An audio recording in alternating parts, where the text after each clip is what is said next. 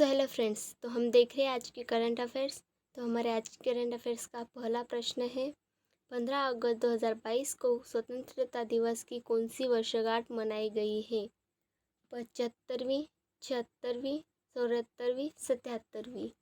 तो 15 अगस्त 2022 को स्वतंत्रता दिवस की 76वीं वर्षगांठ मनाई गई है। 15 अगस्त 1947 को भारत देश हमें ब्रिटिश शासन के 200 सालों से राज से आज़ादी मिली थी और यह दिन हमें महात्मा गांधी, भगत सिंह, नेताजी सुभाष चंद्र बोस, चंद्रशेखर आज़ाद समेत सैकड़ों महान स्वतंत्रता सेनानियों के त्याग, तपस्या और बलिदान की याद दिलाता है। हमारे तिरंगे में 3 कलर हैं, केसरिया, सफ़ेद, हरा। तो केसरिया रंग साहस और बलिदान का प्रतीक है।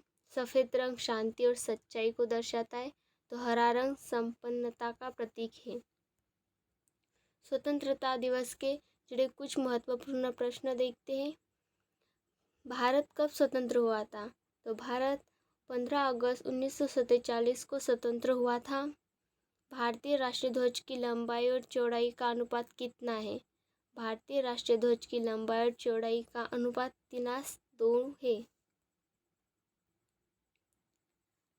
भारत के वर्तमान राष्ट्रीय झंडे का डिज़ाइन किसने तैयार किया है? तो भारत के वर्तमान राष्ट्रीय झंडे का डिज़ाइन पिंगली वेंकैया ने तैयार किया है। भारतीय राष्ट्रीय ध्वज पर बने चक्र को कहाँ से लिया है? भारतीय राष्ट्रीय ध्वज पर बने चक्र को सारनाथ अशोक स्तंभ से लिया है। भारत के तिरंगे में चरखे की जगह चक्र कब अस्तित्व में आया?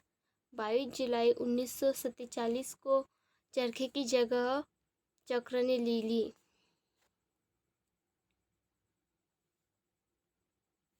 स्वतंत्रता दिवस 2022 के अवसर पर कितने पुलिस कर्मियों को पुलिस पदक से सम्मानित किया गया है? 2022, 1947, 1082, 1075। तो स्वतंत्रता दिवस 2022 के अवसर पर कुल 1082 पुलिस कर्मियों को पुलिस पदक से सम्मानित किया गया है। स्वतंत्रता दिवस के अवसर पर कुल 1082 पदक पुलिस कर्मियों को विभिन्न श्रेणियों में सम्मानित किया गया है, जिसमें वीरता के लिए 347 पुलिस पदक, विशिष्ट सेवा के लिए 87 राष्ट्रपति पुलिस पदक और सराहनीय सेवा के लिए 648 पुलिस पदक प्रदान किए गए हैं। इसमें सबसे ज़्यादा 109 वीरता पदक केंद्रीय रिजर्व पुलिस बल CRPF को मिले हैं। केंद्र सरकार ने भारतीय रिजर्व बैंक RBI के केंद्रीय बोर्ड में स्वतंत्रता निदेशक के रूप में किसे नियुक्त किया गया है? सतीश काशीनाथ मराठे, रेवती अय्यर, सचिन चतुर्वेदी, स्वामीनाथन गुरुमूर्ति, उपयुक्त सभी।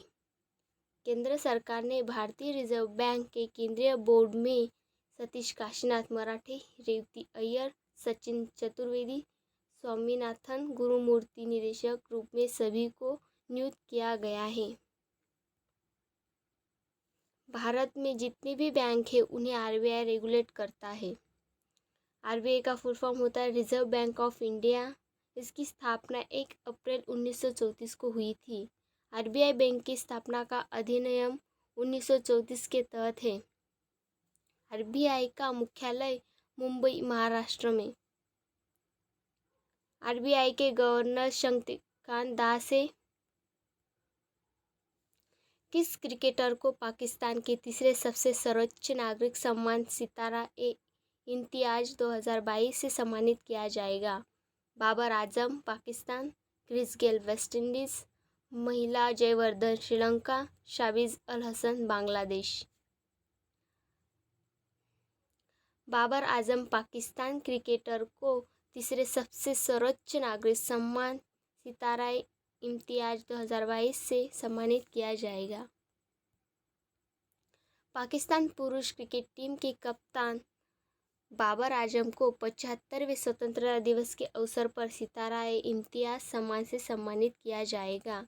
सितारा-ए-इम्तियाज इन व्यक्तियों को सम्मानित किया जाता है जिन्होंने पाकिस्तान की सुरक्षा, राष्ट्रीय हितों, विश्व शांति, सांस्कृतिक या अन्य महत्वपूर्ण सार्वजनिक प्रयासों में विशेष रूप से सराहनीय योगदान दिया है। संयुक्त राष्ट्र ने भारत और पाकिस्तान में संयुक्त राष्ट्र सैन्य पर्यवेक्षक समूह मिशन के नए प्रमुख के रूप में किसे नियुक्त किया गया है? इसके ऑप्शन है अलीशर सुलेमानोव कजाकिस्तान, अलेक्जेंडर प्रेडके रूस, William Paul Argentina, Ferdinand Marcos junior Philippines. संयुक्त राष्ट्र ने भारत और पाकिस्तान में संयुक्त राष्ट्र सैन्य पर्यवेक्षक समूह मिशन के लिए विलियम पॉल उर्जेटिना को नियुक्त किया गया है। उर्जेटिना के rear admiral William Paul Rios Bharat और पाकिस्तान में संयुक्त राष्ट्र सैन्य पर्यवेक्षक समूह मिशन के नए प्रमुख बने हैं।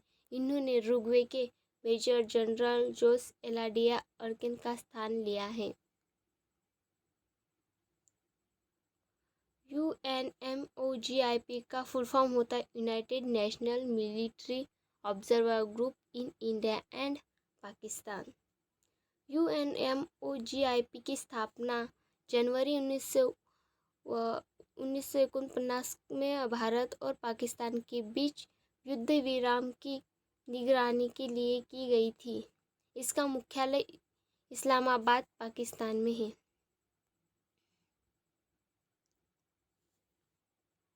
UNCTAD द्वारा जारी रिपोर्ट के अनुसार वर्ष 2021 में डिजिटल मुद्रा स्थापित स्वामित्व की वैश्विक अर्थव्यवस्थाओं में कौन सा देश शीर्ष स्थान पर है? America, Ukraine, Hong Kong, Bharat.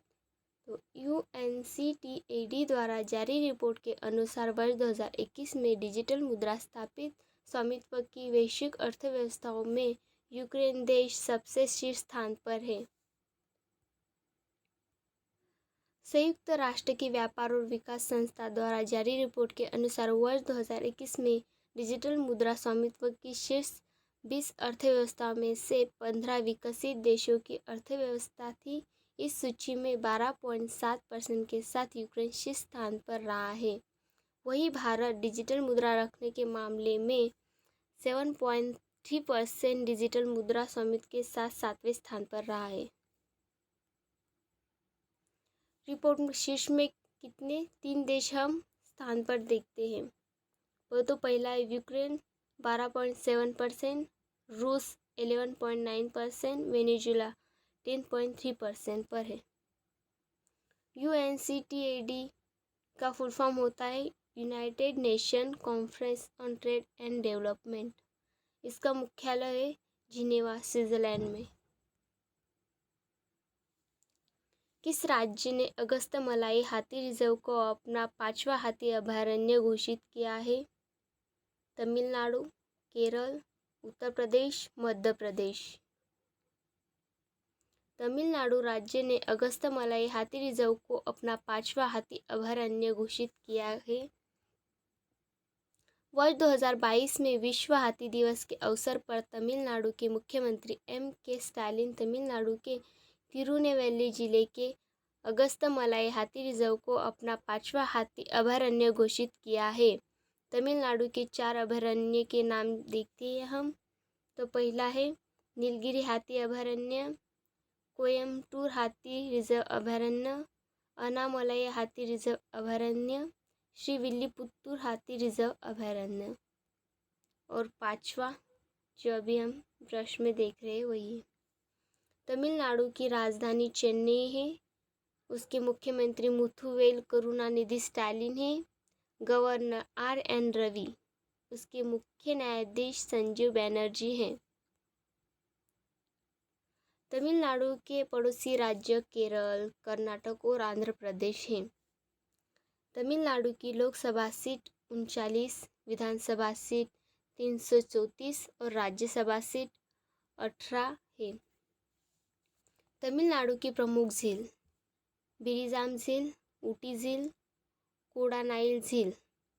Tamil Nadu के पर्वत पलानी पर्वत, शेवराय पर्वत, जवादी पर्वत, सिरुमलाई पर्वत। तमिलनाडु का लोकनृत्य कौन सा है? भरतनाट्यम।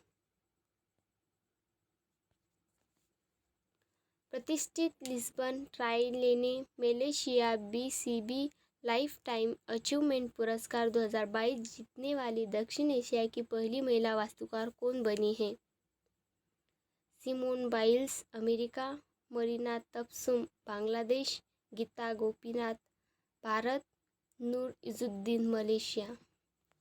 प्रतिष्ठित लिस्बन ट्रायले ने millennium BCB lifetime achievement पुरस्कार 2022 जीतने वाली दक्षिण एशिया की पहली महिला मरीना तबसुम बांग्लादेश की है। मरीना तबसुम को यह पुरस्कार उनकी अनूठी प्रथा, वास्तुकला के आध्यात्मिक मूल सिद्धांतों और विशिष्ट सांस्कृतिक एवं भौगोलिक संदर्भ से प्रेरित उनके नाम समकालीन मुद्दों के लिए दिया जाएगा जो सामाजिक परिवर्तन ला सकते हैं।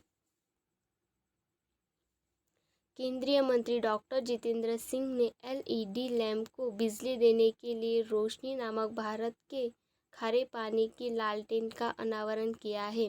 इस लालटेन को किस संस्था के शोधकर्ताओं ने विकसित किया है?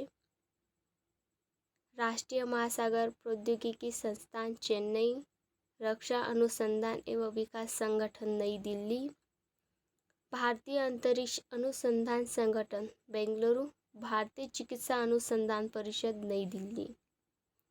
केंद्रीय मंत्री डॉक्टर जितेंद्र सिंह ने LED लैंप को बिजली देने के लिए रोशनी नामक भारत के खारे पानी की लालटेन का अनावरण किया है। इस लालटेन को राष्ट्रीय महासागर प्रौद्योगिकी संस्थान चेन्नई ने विकसित किया है। राष्ट्रीय महासागर प्रौद्योगिकी संस्थान चेन्नई के वैज्ञानिकों ने रोशनी नामक एक ऐसा लैंप विकसित किया है जो समुद्र के नमकीन पानी से जलेगा और अगर समुद्र पानी ना हो तो सादे पानी में मीठ डालकर भी LED लैंप जलाया जा सकता है। राष्ट्रीय महासागर प्रौद्योगिकी के बारे में कुछ महत्वपूर्ण प्रश्न देखते हैं। यह केंद्रीय पृथ्वी विज्ञान मंत्रालय के अंतर्गत भारत का प्रमुख संस्थान है। इसकी स्थापना नवंबर 1993 को हुई है। इसका मुख्यालय चेन्नई, तमिलनाडु में है। उसके निदेशक GA रामदास हैं।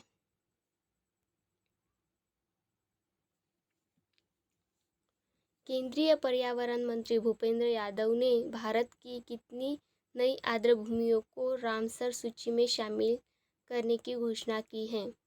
11, 12, 10, 8।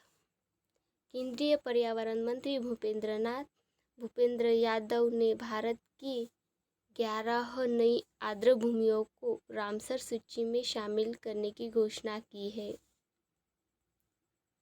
भारत की स्वतंत्रता के 75वें आज़ादी का अमृत महोत्सव के अवसर पर कुल 75 रामसर स्थलों को बनाने के लिए 11 नई आर्द्र भूमियों को रामसर स्थलों की सूची में शामिल किया गया है।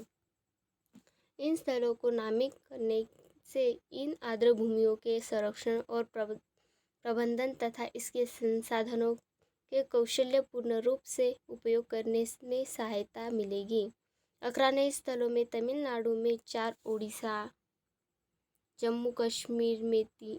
में 3, जम्मू कश्मीर में 2 और मध्य प्रदेश और महाराष्ट्र में 1 है। तो देखते हैं उसके नाम। सुचिंद्रम थरूर वेटलैंड कॉम्प्लेक्स तमिलनाडु, चित्रागुंडी पक्षी अभयारण्य तमिलनाडु, उडुऊर पक्षी अभयारण्य तमिलनाडु, तपरा झील उड़ीसा, हीराकुंड जलाशय ओडिशा, यशवंत सागर मध्य प्रदेश, अशुपा झील Odisha, Thane creek Maharashtra, Hygam wetland conservation reserve Jammu Kashmir, Kanjikulam पक्षी अभयारण्य Tamil Nadu, Shallabugh wetland conservation reserve Jammu Kashmir.